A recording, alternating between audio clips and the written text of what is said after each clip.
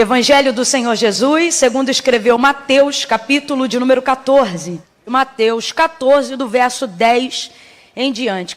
Então chegaram os discípulos, levaram o corpo e o sepultaram. E depois foram anunciar isto a Jesus. Pelo que Jesus, ao ouvir isto, retirou-se dali num barco para um lugar deserto à parte. E sabendo o povo, seguiu a pé desde as cidades. Saindo Jesus, viu uma grande multidão e, possuído de grande compaixão para com ela, curou ali os seus enfermos. E chegada a tarde, os seus discípulos aproximaram-se dele, dizendo: o lugar é deserto e a hora já é avançada. Despede a multidão para que eles possam ir pelas aldeias e comprem comida para si. Jesus, porém, lhes disse: não é preciso que se retirem, dai-lhe vós de comer. Então eles lhe disseram: nós não temos aqui senão apenas 5 pães e 2 peixes. E disse ele: traga-me aqui. E tendo mandado que a multidão se assentasse sobre a relva, sobre o chão, gramado, tomou os 5 pães e os 2 peixes e, erguendo os olhos ao céu, os abençoou. Depois, tendo partido os pães, deu-os aos discípulos e os discípulos à multidão. E todos comeram e se saciaram e levantaram dos pedaços que sobraram 12 cestos cheios. E os que comeram foram cerca de 5.000 homens, além de mulheres e crianças. Logo em seguida ordenou Jesus que os discípulos entrassem no barco e fossem adiante para o outro lado, enquanto ele despedia a multidão. E despedida a multidão, ele subiu ao monte para orar. E ao cair da tarde, Jesus estava ali, sozinho. Jesus estava ali? Complete aí, por favor. Jesus estava ali? Sozinho, na versão aqui é só, mas é tudo a mesma coisa. Diga amém por essa palavra. Amém. Pai bendito e amado, nós intercedemos no nome de Jesus. Te suplicamos nesta noite que o Senhor possa continuar falando conosco, Senhor, de maneira cada vez mais específica, de maneira cada vez mais assertiva. Pai, faz isso no nome de Jesus, por bondade, por infinita graça e misericórdia. Nós te suplicamos, faça isso, Senhor, faça isso.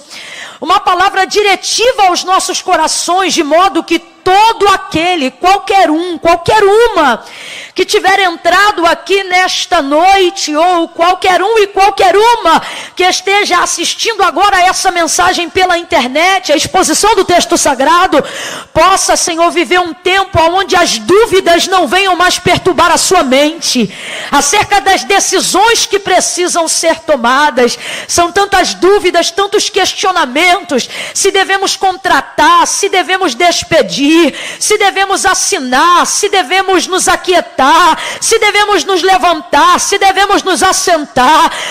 Senhor, tantas dúvidas que às vezes se embaraçam. Senhor, dúvidas que estão entre as circunstâncias, entre a razão e a fé. A fé nos manda ir, a circunstância diz que não é tempo. Senhor, a fé nos manda avançar às vezes e a circunstância diz que não é hora. E às vezes é o contrário. Às vezes a fé manda aquietar, mas o desejo da oportunidade diante dos olhos é tão grande que a gente quer correr, e isso nos deixa em dúvida. E o teu Espírito coloca no meu coração essa oração agora. Quantas pessoas entraram aqui em dúvida, então eu te peço, dissipa toda dúvida pelo poder da tua palavra. Senhor, limpa a nossa mente. Como disse Davi, nós te suplicamos aqui em oração. Tu és aquele que ordena os nossos pensamentos, tu és aquele que organiza os nossos pensamentos. Que a tua palavra, que é como martelo que esmiuça a penha, possa quebrar toda resistência, toda dificuldade de entendimento. Toma a nossa mente pelo poder da tua palavra, com espírito de sabedoria, espírito de decisão assertiva, espírito de ciência, de inteligência.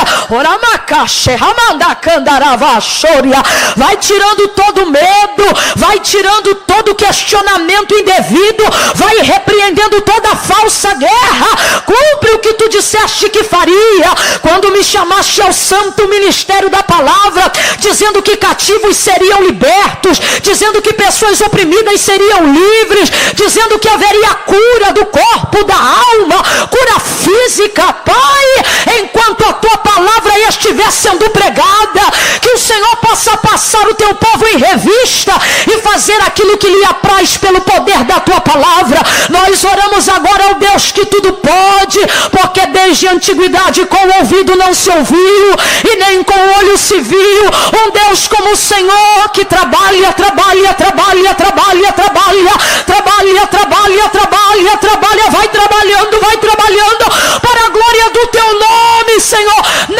Não é uma exigência, é uma súplica de um coração que depende de ti e que não pode fazer nada sem a tua direção. Então trabalha para aqueles que em ti esperam.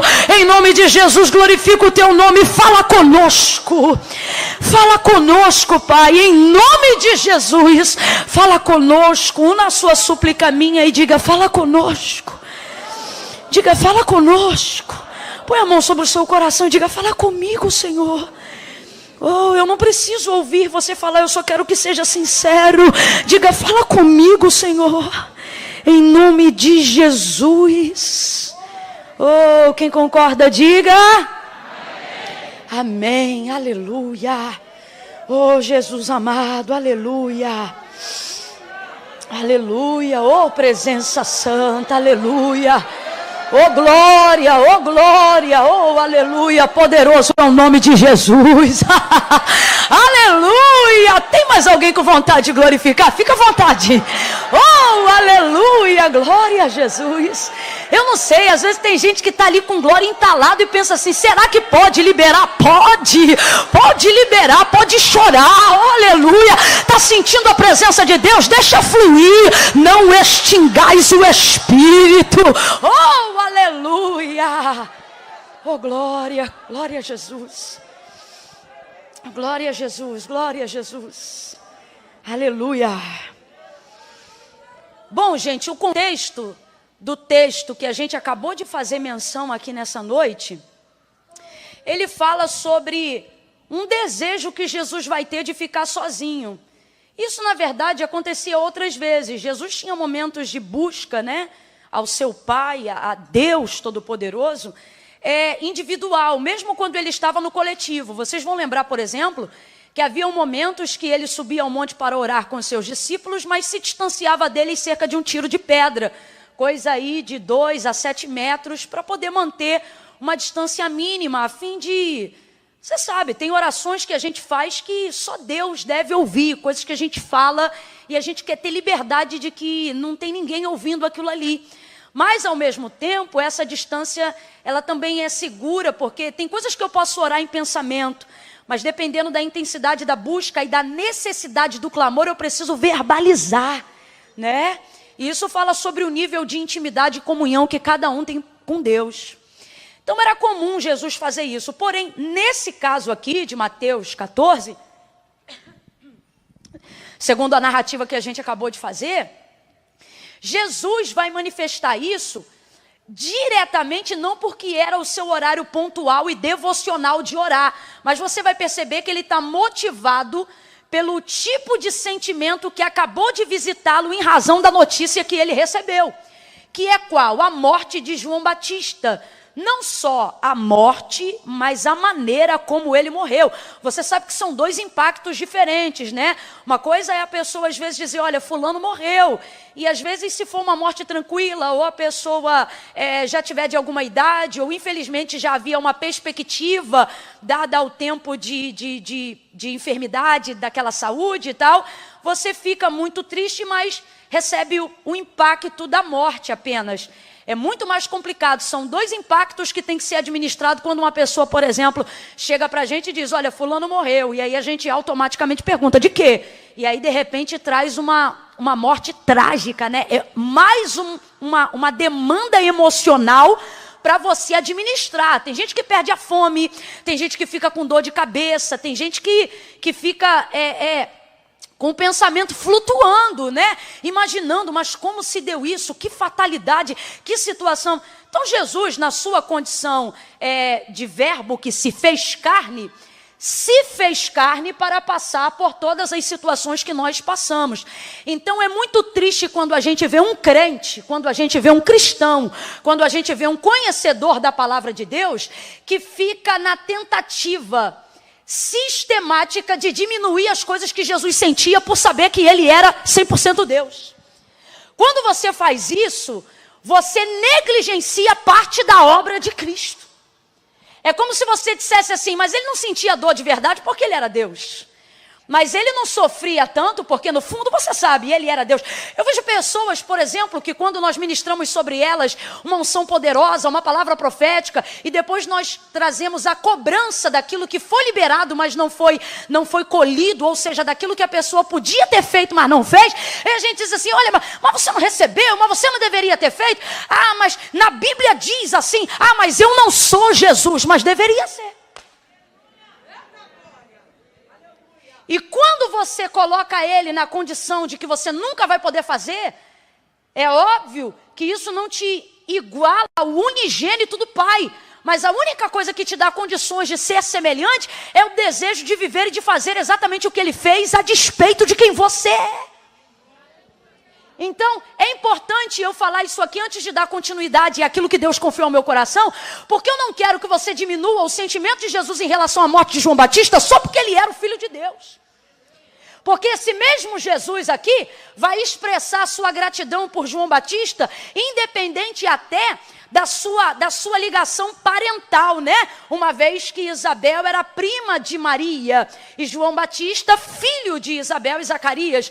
Então, Jesus, em certa ocasião, vai dar testemunho de João Batista, antes até da sua morte, quando os seus discípulos vão trazer notícia dele, porque João já estava encarcerado. Então João está nos delírios de um cárcere. Em momentos de dor, você sabe, a gente fala até o que não deve. E esse é um dos momentos de João. E aí João pega os seus discípulos e diz, procura ele lá. E pergunta se é ele mesmo que nós estávamos esperando, ou se nós devemos esperar um outro. João Batista mandou esse recado para Jesus pelos discípulos, quando ele pensou pelo fato de não ser visitado. Imagina, ambos são amigos, todavia um é Senhor. E agora João está encarcerado por amor da obra de Cristo e pela verdade com que preparava o caminho, mas Jesus não visita ele no cárcere. Então ele se sente ofendido, negligenciado, abandonado e manda um recado afrontoso. Só que isso a gente chama de delírios de um cárcere. Isso não diz quem João é, isso só diz como ele está. A gente tem que aprender a separar quem as pessoas são de como elas estão. Mateus capítulo 15, verso 21, uma mulher que nem crente era, cananeia, grega, cirofenícia, ela consegue fazer essa distinção quando ela vai buscar a libertação da filha dela. Olha como ela clama a Jesus, filho de Davi, tem misericórdia de mim, que minha filha está. Olha o que ela está dizendo, o fato dela estar endemoniada não muda quem ela é. Como ela está endemoniada, mas quem ela é? Minha filha. Oh, e ela recebe vitória. Então quando esses discípulos procuram Jesus pela primeira vez, Jesus então vai dar uma resposta à altura, porque ele não deixa sentimento atrapalhar a missão. Irmãos, há uma primícia no reino de Deus. Há um tripé que sustenta a ideologia, se assim eu pudesse falar, do reino de Deus. E que tripé é esse? Justiça, paz e alegria no Espírito Santo. E justiça não está em primeiro lugar por coincidência nem por acaso. Está porque a primícia do reino de Deus é justiça. Então todas as vezes que sentimentalismo tentar evocar a justiça pelo sentimento, Deus não desce por causa disso. Não adianta você ficar gastando o tempo da tua oração para falar das tuas mágoas. Não adianta você ficar gastando o tempo da tua oração para tentar se fazer de vítima o tempo todo. Quer manifestar justiça? Dobra o joelho e ora a palavra de Deus. Aí você vai mexer com o coração de Deus em seu favor. Deus vai corresponder à sua palavra. João Batista está pensando que vai comover ou com afronta ou com sentimentalismo. Jesus entrega na altura. Na verdade, Jesus entrega na cobertura. Ele engole as palavras de João Batista. Os discípulos de João chegam e dizem, olha, João está encarcerado. E ele pergunta se és tu mesmo ou se devemos esperar outro. Aí ele diz, diga para João que os cegos veem, os coxos andam, os surdos ouvem e os aleijados se levantam. Sabe o que ele está dizendo? Fala para João que eu não preciso responder quem eu sou. As minhas obras dizem quem eu sou. Manda ele perguntar para os cegos se sou eu. Manda ele perguntar para o paralítico se sou eu. Mas não precisava vir aqui tão longe. Era só ter dado uma voltinha no tanque de Betesda e João ia saber que sou eu. É mais ou menos isso que Jesus está fazendo. Então você vê uma relação de intimidade entre eles dois. Você vê uma relação de comprometimento entre eles dois. Agora, numa outra ocasião, Jesus vai dar testemunho. Na verdade, numa ocasião que antecede a sua morte, que é nesta que eu acabei de falar agora. E aí, nessa ocasião, ao ouvir isso, os discípulos de João Batista vão embora para levar o recado. Só que Jesus continua falando. É por isso que gente que vai embora antes do culto acabar, perde muita coisa. Porque às vezes o que você ouviu e acha que foi tudo, é só parte da entrega. Olha que coisa interessante, nesse dia, eles ouviram isso e saíram, voltaram para João Batista. E só entregaram essa parte, só que o texto diz que depois que eles saíram, Jesus continuou a falar. Dá uma dica para o teu irmão e diga, se é Jesus que está falando, fica até o fim. Você nunca sabe o que mais ele vai falar. Quando eles saem, Jesus diz assim, que vieste ver no deserto? Uma cana agitada pelo vento? Isso aqui é uma linguagem política. Jesus está dizendo, João não é massa de manobra. Ele não é cana agitada pelo vento. Porque a pessoa politizada, mesmo que seja um líder, ele tem que envergar de acordo com a tendência do povo. Ok? O povo que é à direita, ele tem que ir para a direita. O povo que quer ir para a esquerda, ele tem que ir à esquerda. A política é o equilíbrio que se tem que ter para fazer a vontade de todo mundo. Então ele está perguntando, vocês estão achando que João Batista é o quê? Um líder político? Porque, em razão da autoridade que ele tinha, Israel nutria essa esperança de que João Batista poderia ser o líder, abre aspas, governamental, que poderia tirar Israel do fato de ser subjugado por Roma. Então ele já vai deixar claro, ele está dizendo, ei, ele atrai a massa, ele tem autoridade, ele tem espírito de liderança, mas não é para ser político. O que vieste ver, cana agitada pelo vento? Ele não é cana agitada pelo vento. Aí Jesus diz assim, esses estão nos palácios trajados com vestes reais. Ele está dizendo, vocês querem um príncipe político? Vão para a Câmara. Vocês querem um príncipe político? Vão para o sistema. No deserto, ele diz, João é meu profeta. Agora, ele diz, se viestes ver um profeta, João Batista não é só profeta não. Aí ele vem e começa a falar bem de João Batista. Mas João Batista soube? Porque quem trouxe o recado não ficou até o final. Isso dá outra mensagem, mas vamos correr aqui.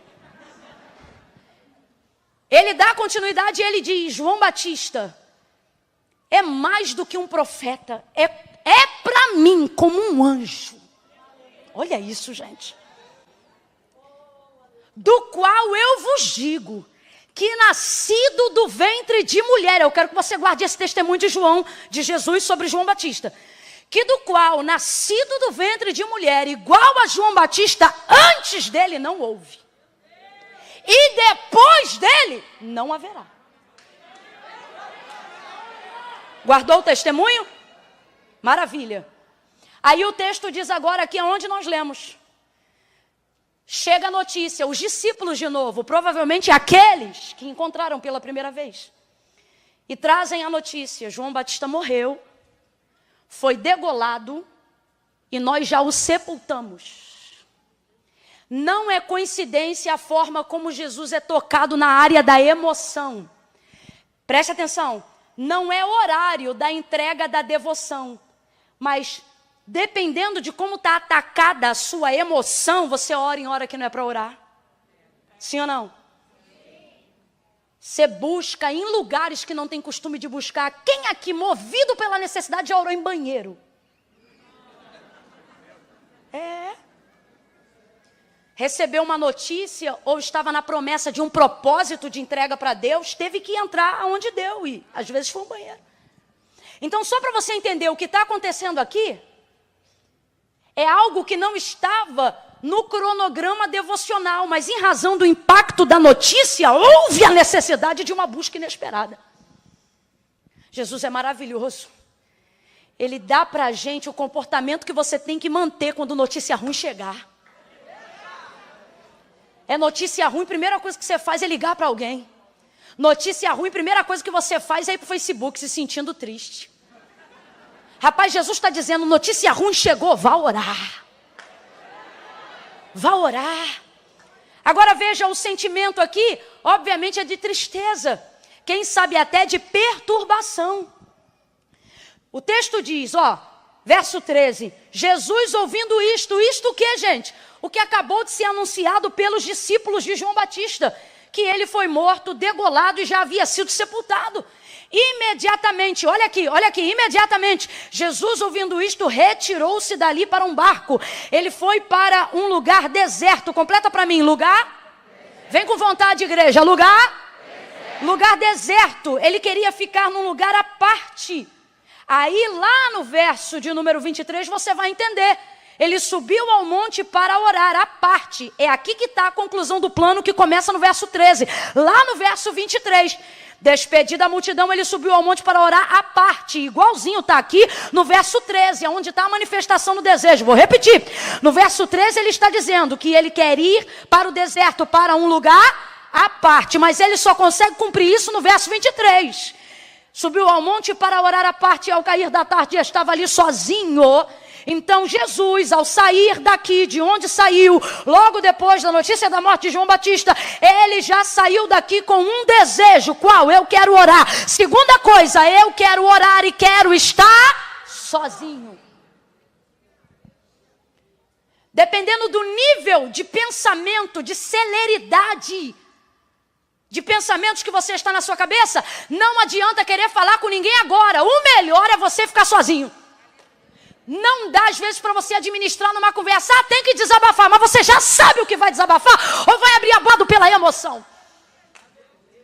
Porque se vai dar vazão para emoção, para espraguejar, para murmurar, para falar o que não deve, olha para o teu irmão e diga, dá um tempo.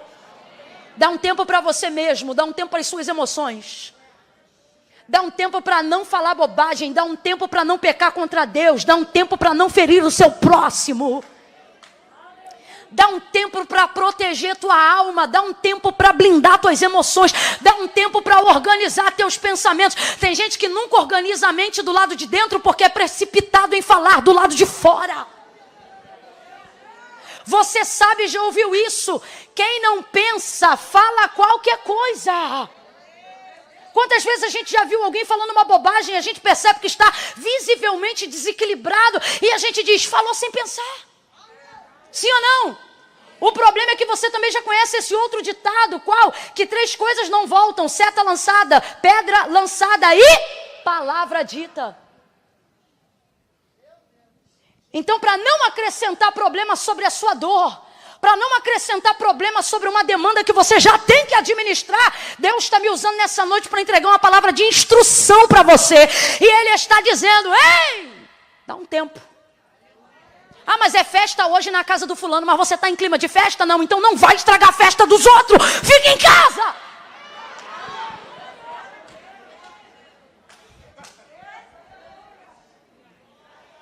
Vai para um lugar à parte. Vai orar sozinho. É um desespero tão grande de ligar para o seu guru gospel. Fulano, acabou de acontecer isso, ora por mim.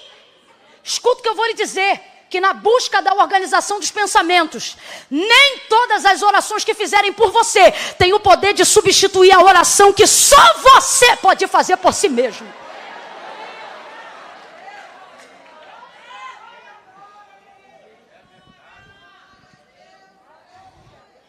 Agora, presta atenção. Por que negligenciar o que eu sinto se nem Jesus negligenciou o que sentia? Que bobeira é essa de que a gente não pode sentir? Que tem que estar de cabeça erguida o tempo todo, de que não pode sentir dor, de que não pode sentir tristeza. Ah, é porque eu sou do ré, ah, é porque eu sou do pré-voar, ah, é porque eu sou do manto, do remanto, e não é gente, não. Então que Deus te recolha logo, bem rápido. Para que você não passe as aflições que Jesus disse, no mundo tereis. Ah, mas ele disse tem bom ânimo. Ele disse tem bom ânimo. Tem bom ânimo sobre as aflições. Ter um ânimo depois de um problema não furta de mim o sentimento de ter sido impactado pela dor.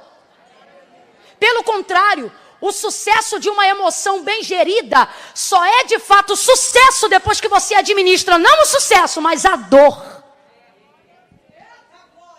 Jesus sai de onde está e agora ele decide ficar sozinho. Irmão, vá ver a vida dos grandes homens de Deus que foram extremamente bem-sucedidos com o homem, mas principalmente com Deus. Eles eram pessoas que tinham tempo com Deus a sós. Eu não me lembro agora qual foi o escritor, mas é um filósofo, crente, cristão, e ele disse o seguinte, que quem passa o tempo todo com todo mundo não tem com Deus nem um minuto.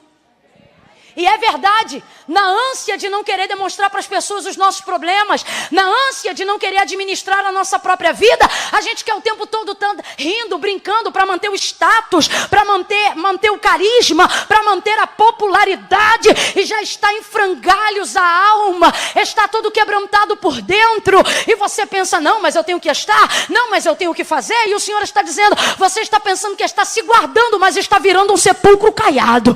Você quer estar o tempo todo em todo lugar, você quer estar com todas as pessoas, não pode faltar a confraternização da empresa, porque quem não é visto não é lembrado, e começa com esse jargão de gente que tem necessidade de ser inconveniente, de ser entrão. Tem gente, irmão, tem gente que sabe fazer network, sabe fazer aliança, mas o que tem de oportunista achando que sendo inconveniente vai conseguir porta aberta, tudo porque não pode ficar só, tudo porque não pode falar com Deus só. Eu conheço gente que está na igreja direto, não falta culto, mas em casa não ora.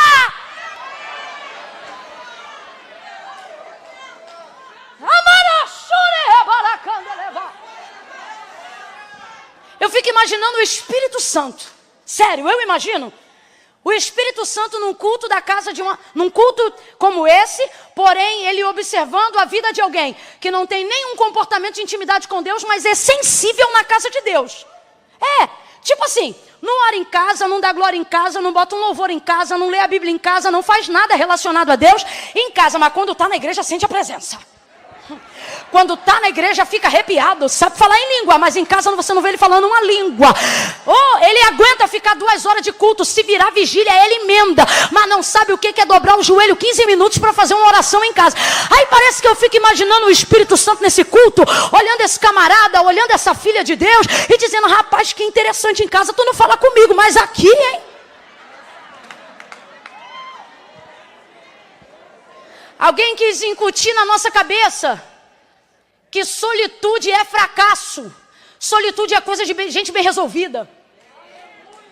Tem gente que acha que só pode ficar bem se estiver no meio do povo. Só pode ficar bem se estiver no meio da multidão. Só pode ficar bem se estiver no meio dos flashes. Só pode ficar bem se a palavra for a dele na mesa. E o Senhor está dizendo, ei, a melhor forma de você ficar bem não é dependendo da emoção dos outros para alimentar a tua, mas é você estando tão bem com Deus que não importa onde você está, não importa a mesa que você vai se assentar. Mas você não pode negligenciar as suas emoções. Até quando você acha que a sua espiritualidade vai arrebentar com a tua humanidade? Até quando você vai cultivar a ideia que se for espiritual não pode ser humano? O Filho do Deus vivo ouviu que o amigo, porque ele disse anjo, ele disse profeta, mas a relação dos dois era de amigo. Perguntaram, João Batista, tu és o Cristo? E ele disse, não sou. Então tu és Elias? Ele disse, também não. Se tu não é do Antigo Testamento, estou parafraseando, e também tu não é do Novo, quem é você? Sou o homem do meio. Porque ele não se configura como novo, não entra totalmente no ministério da nova aliança, mas é o precursor do ministério. Também não é do Antigo Testamento, apesar de ter andado na boca de Isaías. Então quando perguntam, se você não é, para traduzir, nem antigo nem novo, você é quem? Aí ele não diz profeta, não diz nada disso, ele diz eu sou o amigo do noivo. Quem está entendendo essa sensibilidade, gente? Aí você entende por que lá na frente, depois de muito tempo, os discípulos conseguiram o que João Batista conseguiu de cara. Porque depois de muito tempo, Jesus diz assim, agora já não vos chamo mais servos. Por quê? Porque demoraram. Lembra Jesus corrigindo a incredulidade dos discípulos o tempo todo? A timidez na fé o tempo todo? Tendo que mandar para eles aprenderem o que tinham que fazer. Só que depois da convivência, 3 anos e meio de discipulado ministerial, eles aprendem alguma coisa. Então, antes de viver morte de cruz e antes de ser assunto aos céus, Jesus agora libera uma palavra que os aprova. E ele diz assim, agora, porque agora eu posso. O que, Jesus? Ele diz, agora já não vos chamo mais servos. Porque o servo não sabe o que faz ao seu senhor. A grosso modo, bem abrasileirados. Servo nesse contexto aqui é pau mandado, só faz porque manda. Ele diz, mas agora eu vos chamo de amigo. Por quê? Porque o amigo não faz porque manda. E por que não faz porque manda? Porque o amigo conhece. Quando o amigo conhece, não precisa mandar. Conhece a intenção, então ele vai lá e faz. Já viu o obreiro ligado? Quando o obreiro tem ligação com o pastor, ele não precisa pedir. O obreiro está ali olhando.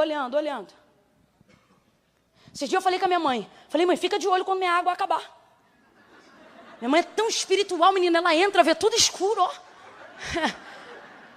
Eu falei, mãe, quando a água acabar, a senhora se liga. Não franze a sobrancelha para mim, não.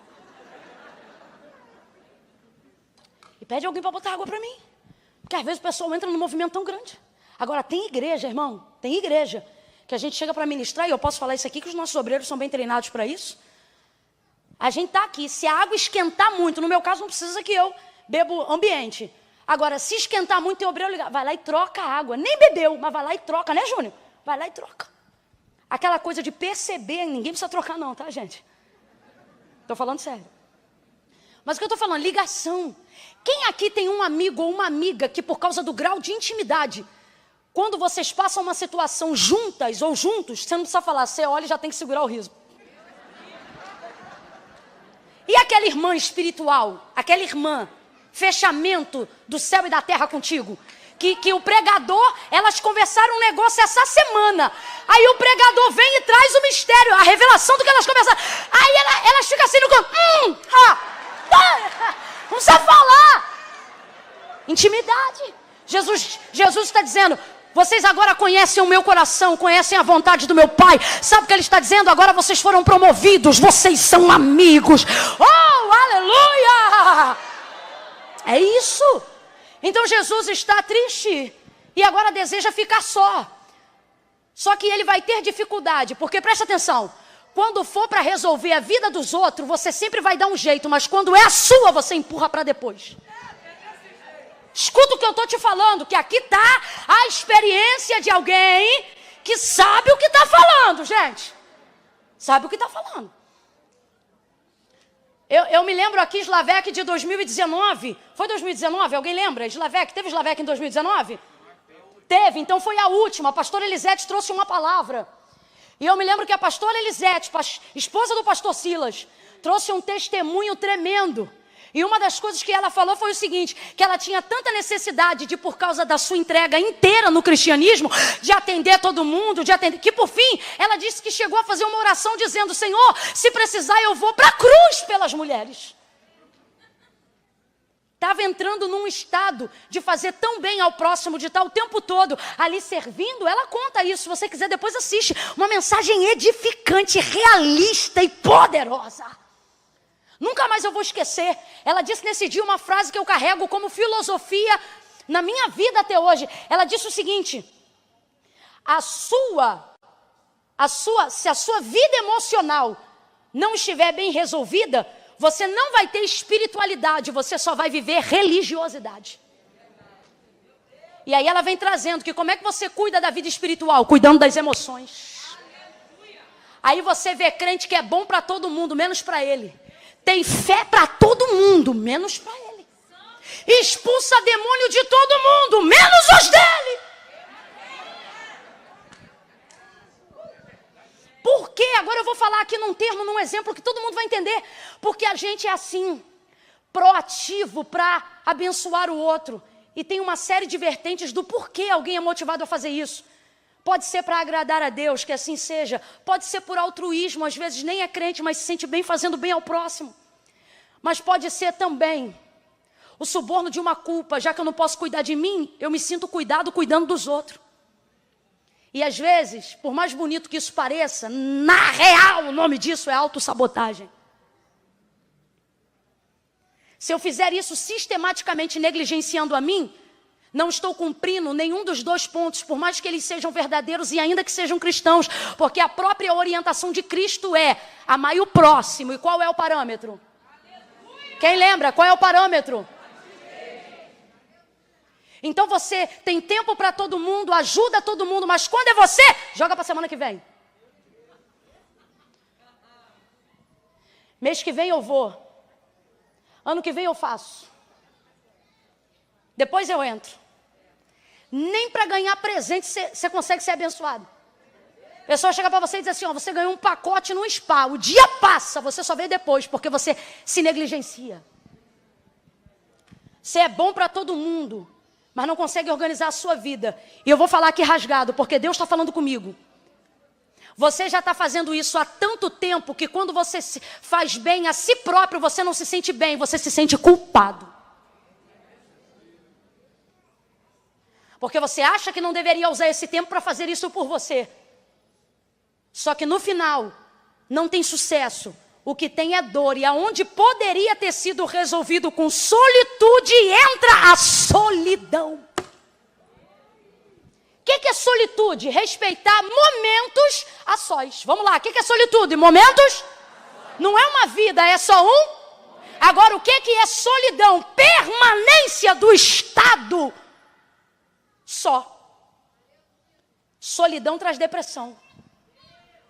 Solidão traz tristeza. Solidão traz opressão. Então presta atenção. Jesus não está saindo de onde está saindo para ficar solitário, no sentido de viver solidão. Ele está indo ficar só, porque ele quer viver solitude. Momento de ficar só. Não é vida, é apenas um. Tem gente que está com a vida desgraçada, porque não está entendendo os momentos. E hoje Deus me trouxe aqui para te dar essa instrução. E o Espírito Santo te confronta em amor, dizendo até quando você vai negligenciar você. Até quando você vai se suprir de bem. Não porque é altruísta e quer fazer bem ao próximo. Não porque quer cumprir um mandamento ao próximo. Mas porque na verdade você se abandonou há muito tempo. O Senhor está dizendo, eu te amo. O Senhor está dizendo, eu te fiz espírito, alma e corpo, e eu respeito os três, eu cuido dos três, eu alimento os três, eu movimento os três, eu manifesto os três. Eu não quero você um crente que mal fala português, de tanto que fala no Espírito Santo, mas se precisar sentar-se uma mesa com amigos, não sabe se comportar, porque você negligenciou a comunhão há tanto tempo, que já não sabe viver num âmbito social. Deus está dizendo alguém, eu vou te dar amigos, eu vou te dar saúde para a tua alma, eu vou colocar companheiros espirituais do teu lado, eu vou trazer saúde para o teu lado espiritual, e eu vou te ensinar que pode ser crente cheio do Espírito Santo, mas tem que ir no médico, tem que ir no ginecologista, tem que ir no proctologista. Eu vou te mostrar que eu não quero a sua alma em detrimento do teu corpo, mas eu quero espírito, alma e corpo, tudo na minha presença, funcionando em harmonia. Olha de novo para quem está do teu lado, debaixo dessa palavra profética, e diga para essa pessoa com a mão estendida assim, olha, dá um tempo. É um momento. Rapaz, um momento pode resolver um ano. Um momento às vezes pode mudar um mês. Gente, um momento pode mudar uma decisão. Um momento. Quem aqui já se sentiu impelido pelo Espírito Santo para orar num momento, abre aspas, inadequado? Tipo assim, já aconteceu comigo. Eu estou refogando arroz. Isso já tem tempo.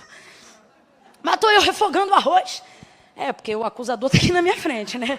Então, eu estou ali refogando arroz. Daqui a pouco o Espírito Santo diz assim para mim: vai orar agora. Na verdade não é um verbo, não é uma palavra, é uma certeza, uma convicção, né? Que te impele, é uma necessidade que te consome, mas é boa, não é ruim, não é uma gastura, não é uma gastrite, é um desejo desenfreado, parece uma paixão. Só que assim como paixão é um momento. Já aconteceu, experiência minha, de eu estar ali refogando o arroz, sentir isso e pensar assim: deixa eu só botar a água, colocar a tampa, porque aí eu já sei que enquanto eu estou de joelho, né? Olha eu querendo adiantar meu lado. Já aconteceu comigo. Eu tô dando esse exemplo bobo, mas você vai entender a coisa séria. Nessa que eu penso, vou só jogar água e botar a tampa, cadê o desejo? Cadê aquelas palavras bonitas? Cadê aquela sensação que parece que a jaca está na garganta com choro contido? Passou. Cadê aquilo tudo que estava acelerado na minha mente de palavras que eu nem sabia como orar, mas ele me deu? Passou. Aí, dando uma de que acho que sou obediente, boto a água, coloco a tampa e vou para o joelho. A sensação é assim, ó. Cri, cri, cri.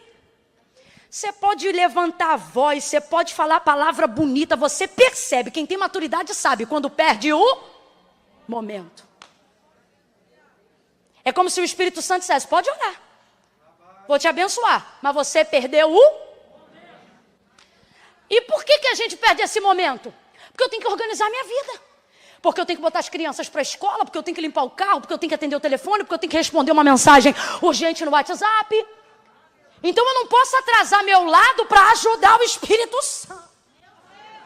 Só que o Espírito Santo está dizendo: minha filha, duas coisas. Primeira, ninguém me atrasa. Segunda, só eu que adianto o teu lado, garota.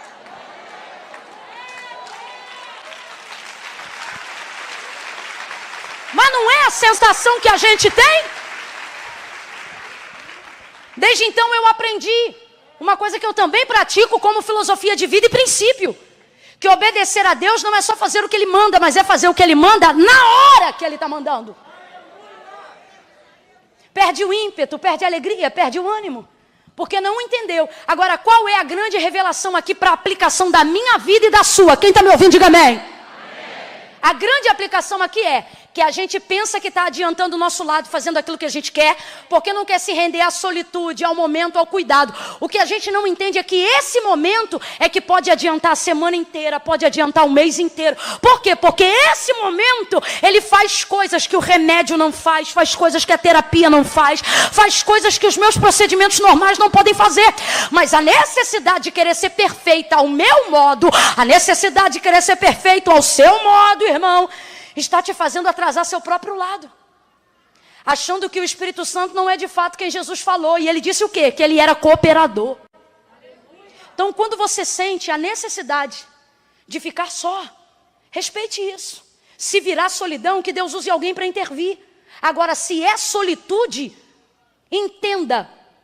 Um momento para Deus pode recuperar teu ano inteiro. Se for um momento bem dado, se for um momento na obediência, se for um momento por impelimento do Espírito Santo. Jesus vai se retirar, mas ele vai encontrar dificuldade. Sabe por quê? Porque as pessoas estão prontas se elas entenderem que o meu momento é para elas, mas elas não estão prontas se eu agendar comigo mesma. Eu aprendi a duras penas a agendar comigo mesma. Eu não agendava comigo mesma. Porque eu pensava que eu tinha que fazer igual Jesus, dar a minha vida. Então eu não agendava comigo mesma para estar com a minha família. Não agendava comigo mesma para cuidar do meu corpo. Não agendava comigo mesmo para dar um passeio com os meus amigos. Fiquei muito tempo sem amigo, muito tempo. Não pequei, não fiz aliança errada, mas a prática da comunhão deixei de viver muito tempo. Só a comunhão eclesiástica, que não vem pra cá de religiosidade dizer que é a mesma coisa, que não é não. Que tem que ter gente que tem que entrar na tua casa, lavar teu banheiro, te ver de pijama. É outro nível de amizade. E se você achou esquisito, tá precisando de uma solitude. Amiga, amigo. Amigo que quando interfona não precisa avisar dizendo que chegou. Amigo, aquele tipo de amigo que diz, ó, tô aqui na portaria. Aí você olha o camarada, eita, tô de calção. Mas é amigo. Sobe aí e me ajuda a lavar o carro que eu estou ocupado. Amigo. Amigo. Isso é saúde para os seus ossos. Salomão disse, saúde para o teu corpo. Então as pessoas têm dificuldade. Quando for para você fazer agenda com elas, elas vão estar prontas. Mas quando você disser que não pode atender elas porque você tem uma agenda e elas disserem com quem, você disser comigo, elas vão achar um absurdo. Sabe por quê? Olha para cá. Ninguém vai cuidar de você a tal ponto tão bem quanto só você pode cuidar de si mesmo. Essa mensagem parece egoísta, mas não é não. Sabe o que é essa mensagem hoje aqui? Sabe o que é essa mensagem hoje aqui? É turbulência em avião e a aeromoça dizendo assim, máscaras de oxigênio cairão. Quando elas caírem, coloque a máscara. Quem já viajou de avião sabe qual é a primícia do socorro. Coloque a máscara primeiro em você. Mas e se do meu lado tiver uma criança? Não muda. Primeiro em você. Mas e se essa criança for o meu filho? Não muda. Primeiro. Porque parte da ideia que você tem que estar bem para poder ajudar. De que adianta? Salva teu filho e morre você. Tem gente salvando a casa assim. Orou pelo filho, mas não está viva para ver o filho obreiro. Deus é fiel. Aí você diz assim, foi Deus que recolheu. Se foi Deus, glória a Deus. Mas tomara que não tenha sido a pressão, o infarto, a negligência da família. Porque senão, meu irmão, não bota na conta de Deus, não. Porque tem dia que Deus chama a senha e pode estar sentado no culto. Mas eu me negligenciei querendo salvar todo mundo. Não se sinta culpado por ser tão fiel aos outros como você também é fiel a si mesmo. Isso não é egoísmo, isso é equilíbrio. Então quer dizer que para todo mundo você pode estar pronto, mas para você não pode. Aí sabe o que fica injuriado? Você está pronto para todo mundo. Quando você quer ajuda do outro, não tem. Aí você fica amargurado, se torna uma pessoa desagradável. Só que a culpa não é do outro, a culpa é sua. Porque quem tem que administrar a sua vida não é o outro. Quem tem que administrar a sua vida é você. Vai ficando difícil, glória, mas vai bebendo uma água que vai descer. Jesus se retira dali. Se retira dali. Só que o povo vê quando ele sobe no barco e vai rumo a ficar sozinho. Aí aquela multidão caminha cerca de 8 quilômetros a pé para estar com ele. Vai a multidão em direção a ele. Quando ele desce do barco, e desceu do barco para fazer milagre? Não, desceu do barco porque queria ficar. Foi para o deserto porque queria ficar. Escolheu o monte porque queria orar. Mas ele não consegue ficar sozinho, porque as pessoas não sabem a agenda que você faz só com você. Não sabem.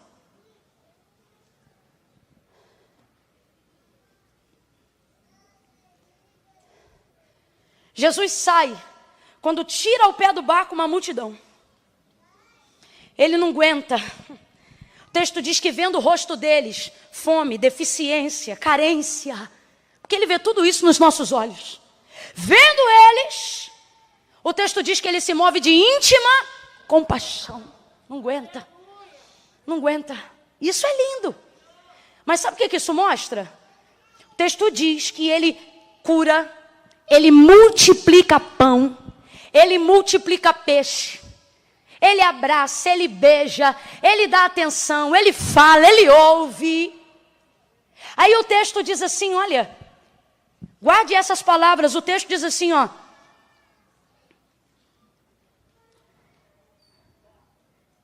Verso de número 20, o verso é o número? O texto diz assim, e todos comeram e se saciaram. E todos comeram e se? Todos quem? Os que comeram. Porque tem alguém ali no meio da multidão que não está saciado, quem é? Tem alguém ali que ainda não está satisfeito, quem é? Porque não foi ali nem para comer pão, nem para comer peixe. Foi ali porque queria ficar. E ele ainda não conseguiu. Então isso significa que todos estão saciados, menos...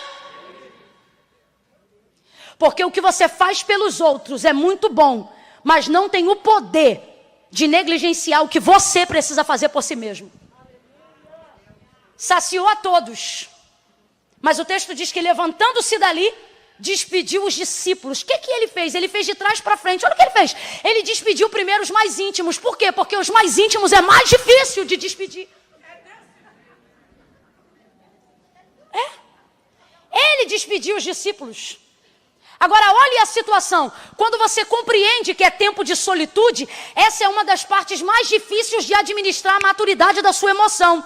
É quando você percebe que quem mais te ajuda não pode viver aquele momento com você. Porque, irmão, mandar embora inimigo é fácil, não precisa nem pedir. Obreiro que pede carta e é atribulado, a gente não fica triste, a carta dele já é resposta de oração. Que a gente estava fazendo para ele ir embora sem confusão. Agora, mandar embora quem ajuda a gente a lavar banheiro, quem passa a roupa da gente, quem come com a gente, apoia a gente, quem quando nós estamos tristes olha pra gente e não fica assim, não, se anima, se levanta, é complicado. É complicado. Mas às vezes a única forma de você entrar em outro nível com Deus é não equiparando aos outros coisas que você só deve viver com Deus. Tem amigos que por conseguir viver determinadas coisas com eles, você está dando a eles coisas que você só deveria dar como primeiras notícias. Eu já vi o Espírito Santo, isso aqui é pessoal, triste comigo, porque eu recebi uma boa notícia que foi pedido de oração. E na hora de contar, eu trouxe para quem não tinha nada a ver antes de falar com ele. Pela minha intimidade com o Espírito Santo, ele revelou para mim. Fiquei triste com você. Rapaz, eu fiquei arrasada. Fiquei arrasada. Porque eu falei, é verdade. É verdade. E às vezes a gente quer ocupar esse tempo para poder, na verdade, não trazer aquilo que se deve a quem se deve. Jesus então despediu os amigos íntimos, os discípulos. E depois ele mesmo despediu a multidão. O que é isso? Significa que ele não terceirizou aquilo que só ele podia fazer. Às vezes, a gente quer terceirizar aquilo que só a gente pode fazer. Tem gente, filho, isso aqui é difícil de ouvir, mas eu tenho que te falar. Tem gente que não é ninguém que vai mandar embora, é você que tem que mandar embora. Não, vou falar do jeito que Deus está mandando. Não adianta dobrar joelho e ficar orando todo dia. Senhor, faz ele embora, faz ele embora, faz ele embora. Se o Senhor não fez ele embora, então ele está dizendo, quem tem que mandar embora é você. Você não pode terceirizar o que só você pode fazer. Rompeu com essa demanda, mandou os discípulos, depois mandou a multidão. Aí o texto diz que agora, ao cair da tarde, ele conseguiu. E agora, ali, ao cair da tarde, vou fechar a Bíblia aqui, ao cair da, ele conseguiu. Conseguiu ficar sozinho. Eu poderia falar da sua volta, poderia falar do barco, poderia falar da tempestade. Mas eu creio que Deus ouviu a nossa oração antes de pregar. Quando disse, espírito de inteligência, espírito de sabedoria. Quando disse uma palavra diretiva que dissipe as dúvidas. Então, a fim de não te dar muitas opções, eu vou parar aqui no versículo que diz, ao cair da tarde, ele estava ali só. Conseguiu. Você acha que você é muito bom quando está rodeado de gente. Bom de verdade e bem resolvido você está quando sozinho você se ama do mesmo jeito. Quando sozinho você não está na dependência de ficar correndo atrás de ninguém. É daí que a gente começa a compreender a maturidade, por exemplo, para quem chega lá por volta dos 30. Porque nos 18, 20, ela chega, mas você ainda quer ali, ó, novidade, populacho, galera. Mas nos 30, irmão, tem um filme legal, uma bacia de pipoca. Um sofazinho legal, alguém diz assim, fulano, tô aqui, tá todo mundo aqui. E a gente pensa, eu vou ficar aqui. Aí você fala, rapaz, eu envelheci. Chegou a minha hora. Mas não é porque é o nível de maturidade que você não precisa de adorno para ficar feliz. E às vezes não precisa ter pipoca, não precisa ter pijama confortável nem televisão, não. Às vezes é um quarto mesmo de oração. Tem coisa boa pipocando lá fora, ó, vem que estão dando desconto. Mas cara, você está tão que você... Eu vou trocar esse ambiente aqui, nada. Aí fica ali com o Senhor. Enquanto tem alguém louco por alguém, você está amando poder ficar alguns momentos a sós. Quando alguém olhar uma mulher que está esperando no Senhor, quando alguém olhar um homem que está esperando no Senhor, quando alguém quiser te tratar como desesperado, você tem que olhar para essa pessoa e dizer categoricamente para ela, não estou desesperado, Mas você está sozinho. Pois é, e estou vivendo a bem assim. Não é porque estou carente, é porque sou bem resolvido. Estou bem resolvido. Sei o que eu quero, sei o que eu espero. E se não vier como eu quero, estou pronta para esperar e ser feliz enquanto espero. O texto diz que ele chegou ali e conseguiu ficar só. Nesse período só, irmãos, nesse período só, ele orou ao Pai. E depois de orar, voltou para o barco. Encontrou os discípulos no meio do mar. Andou por cima das águas. O que isso tipifica? Tipifica o antes e o depois de quem respeitou um momento. Antes tristeza, depois alegria. Antes situações emocionais que precisavam ser resolvidas. Depois, Jesus está tão bem, tão bem, tão bem, tão bem, que o texto diz que ele vem andando sobre as águas no episódio dessa tempestade. E nessa tempestade, a tempestade não para enquanto ele anda. Ele continua andando. E outra, o texto diz que quando ele entra no barco, aí a tempestade para. Olha isso. Quando você está bem resolvido, as coisas não precisam melhorar para você chegar. Você caminha no meio da tempestade. Você caminha no meio do pega pra capá. Quando você está bem resolvido, ninguém precisa ficar bem para você ficar bem. A tristeza do outro não afeta você. A perturbação mental do outro não afeta você. Está bem? Está bem. Então veja como ele foi. Um momento resolveu toda uma tempestade. Agora, último nível de maturidade espiritual para quem está cuidando das emoções. Entender isso aqui. Jesus despediu os seus discípulos, mas ficou lá. Às vezes você vai ter que avançar algumas pessoas à sua frente. E se você não vigiar, isso aqui é Deus dizendo, olha, você não pode impedir que o outro fique bem só porque você no momento não está. Deixa aí. Ajuda quem você pode ajudar. Nem todo mundo tem que acompanhar teu ritmo o tempo todo. Tem coisas que você deve viver só. Mas não é por isso que você tem que obrigar a gente que está em outro tempo a entrar no teu. Jesus está dizendo, se você entrar no meu, assim diz o Senhor alguém, você chega depois, mas chega para resolver. Você chega depois e chega para ajudar. Quem entendeu, diga amém. Última vez, eu vou pedir para você olhar para quem está do seu lado quando eu contar 3. E você vai dizer para essa pessoa, dá um tempo. Quem entendeu, diga amém.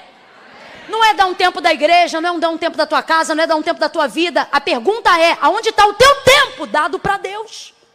Porque isso aí pode resolver essas outras questões. Mas não negligencie as coisas que eu coloquei aqui.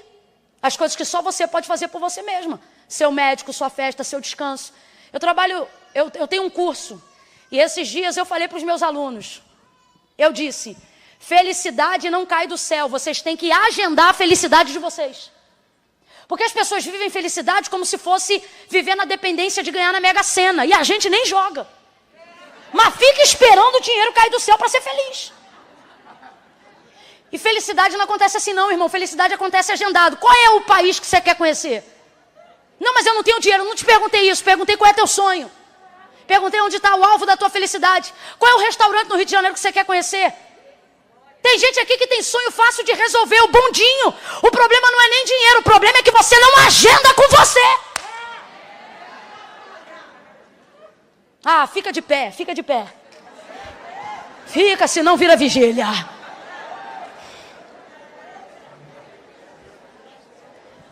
Duas coisas. A primeira eu vou fazer agora, gente. Presta muita atenção. Só 2 coisas e eu devolvo a palavra. 2 coisas. Ninguém se mexe agora. Ficou até agora, fica até o fim. Ah, Camila, mas eu já ouvi muito. Mas tem coisa que ele só fala... Nunca saia enquanto Jesus ainda está falando. 2 coisas. A primeira eu tenho por mais importante e absoluta a todas as outras. Ou a outra. A salvação da sua alma. Só que eu não vou espiritualizar a salvação hoje aqui agora. Vou não. Eu vou explicar mesmo. Decisão ao lado de Jesus não é sentimento. Não é. Ah, porque se um dia eu me arrepiar, eu sempre digo isso aqui. Quer sentir um arrepio? Tira a roupa no frio. Salvação não é arrepio. Ah, Camila, mas é porque na hora do apelo, primeiro que hoje não tem apelo, vai ser convite. É convite. Quem quiser vai vir. Quem não quiser não é obrigado. Agora a pergunta é, sabendo que você tem direito a uma herança, por que você não vai sacá-la? Não tem explicação. Então preste atenção. Não vou espiritualizar. Conversão não é emoção, é decisão. Sabe que Jesus é o único mediador entre Deus e os homens? Sei. Sabe que em breve Ele vai voltar para buscar a sua igreja? Sei. Sabe que Ele tem o poder, por seu sangue já derramado, de remir dos seus pecados? Também sei. Então você é crente. Agora a pergunta que não cala é, se tu é crente, por que ainda não é salvo? Não, porque eu tenho ainda umas coisas para resolver, mas você nunca resolve, não é porque não quer. Você não resolve porque foi o próprio Jesus que disse assim, ó, sem mim nada podeis fazer. Sabe o que isso significa? Sabe o que isso significa? Que você diz assim, primeiro eu vou resolver isso e aquilo, e depois eu vou para Cristo. E aí não dá certo, não é por falta de vontade, é por falta de prioridade. Eu vou trazer o meu exemplo, já contei aqui uma vez e vou contar de novo. O meu problema era baile funk. Sábado eu estava no baile, domingo eu estava na igreja. Sábado eu estava onde? Domingo eu estava na? Sábado. Domingo? Aí eu dizia assim, Senhor, eu tenho muita pendência para resolver, eu não tenho coragem não. Quando eu sair do baile, eu vou para Cristo. Eu falava isso todo domingo. Quando eu sair para o baile, eu vou para Cristo. Aí um dia, o baile mudou e foi no domingo. Aí eu falei, vou ter que ir para a igreja já com a roupa do baile. E fui. Fui de bermuda, barriga de fora, camisete e tênis.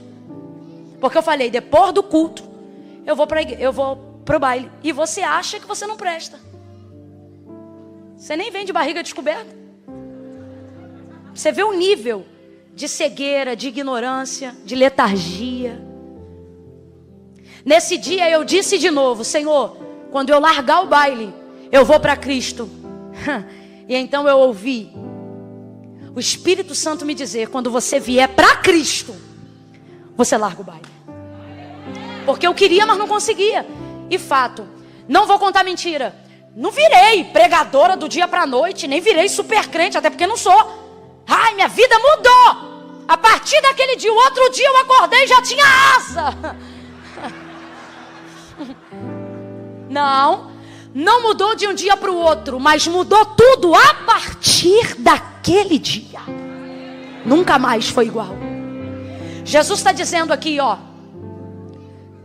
não significa que você vai conseguir arrumar tudo de um dia para o outro, mas eu te garanto que a partir de hoje, quando? A partir da sua decisão, nada mais será como antes. Porque agora é Jesus. Então tem gente que diz assim, não, primeiro eu vou me consertar, depois que eu me consertar eu vou. Você não se conserta. Jesus disse, eu sou o caminho, a verdade e a vida. Primeiro é Jesus. Camila, mas é que eu tenho uma situação tico-tico no fubá. Eu sempre digo, vem você, o tico-tico e o fubá. Camila, meu problema é mais sério, sou eu que respondo pela boca que tem ali atrás. Inclusive estou com um pacote aqui de 15 gramas, que quando o culto acabar eu tenho que levar na casa dos clientes. Pois o Senhor está te chamando do jeito que você está. Assim como a Cananeia, do jeito aqui que eu falei. Assim como Jesus esteve triste por um momento, Ele está dizendo para você, ei, não importa como você está, eu ainda sei quem você é. E eu te escolhi, derramei meu sangue por amor a você. Ah, Camila, mas eu estou aqui com essa situação, o que é que eu faço? Vem você, tuas 15 gramas. Se o fornecedor estiver aí, pergunta se ele quer vir também. Porque Jesus não disse se arruma e vem. Ele disse, vinde a mim todos vós que estáis cansados, oprimidos, sobrecarregados. Ele não disse eu vos julgarei. Ele disse eu vos aliviarei. Tem alívio de Deus para você. Você acha que Jesus pode salvar todo mundo, mas não pode salvar você?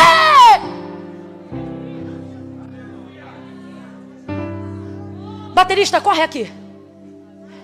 Cadê o baterista? Isso. Leva a sério, coisa linda.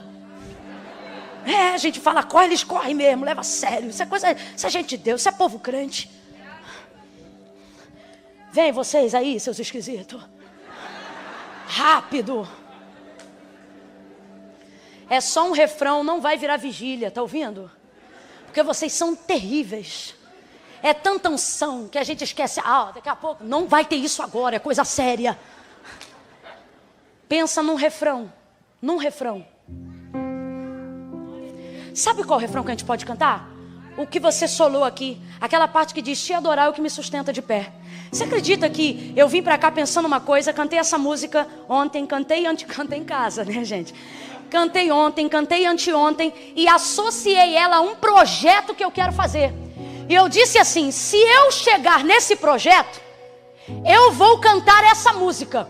Cantar, que eu diga, pedir alguém para cantar. No projeto. Mas, Senhor, eu preciso saber se esse projeto é teu. Como é um projeto muito grande, você crê, mas de vez em quando você duvida.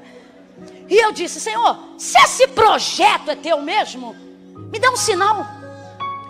Entre hoje e amanhã, eu falei isso hoje. Entre hoje e amanhã me dá um sinal. E tô eu cantando há 2 dias. Te adorar é o que? Direto. Dá um sinal. Aí eu disse: Senhor, eu vou pregar o quê? E Deus falando comigo qual seria a palavra de instrução. E Deus mandou liberar um negócio exclusivamente para você, moça.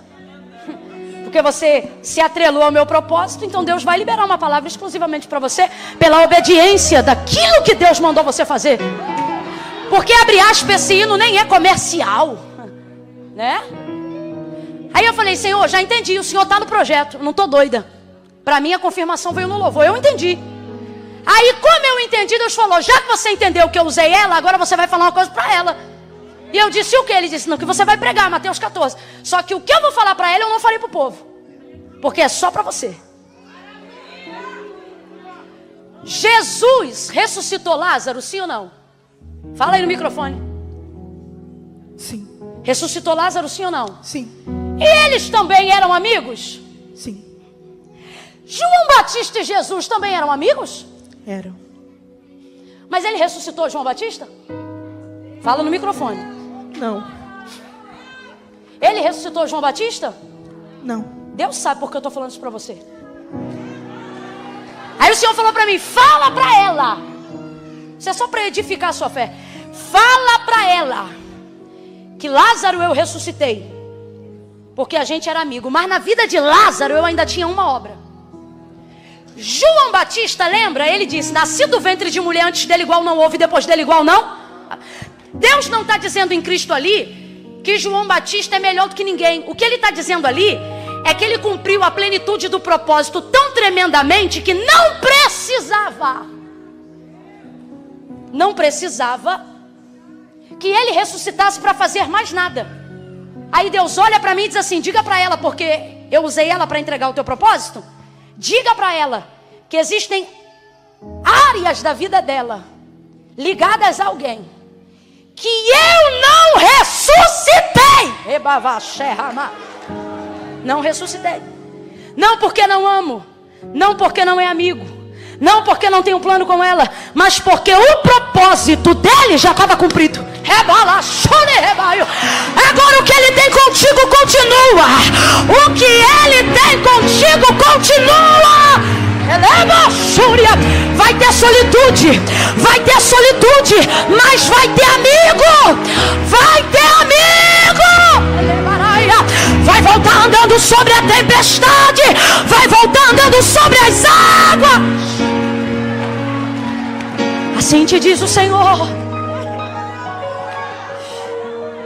Enquanto ela tem a solitude dela ali, presta atenção você. Vou contar de 1 a 3. Quando eu disser 3,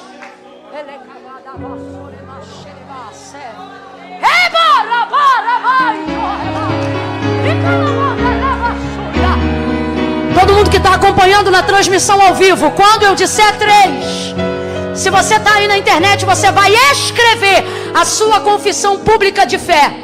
Ah, Camila, eu vou ficar aqui em casa, eu estou aqui no trabalho. Ah, Deus conhece meu coração. Conhece, mas não concorda. Não com a quietude da confissão. Porque não foi Camila, não foi pastor, não foi padre. Foi Jesus que disse: aquele que me confessar diante dos homens, também o confessarei diante do meu Pai que está no céu. Porém, aquele que se envergonhar de mim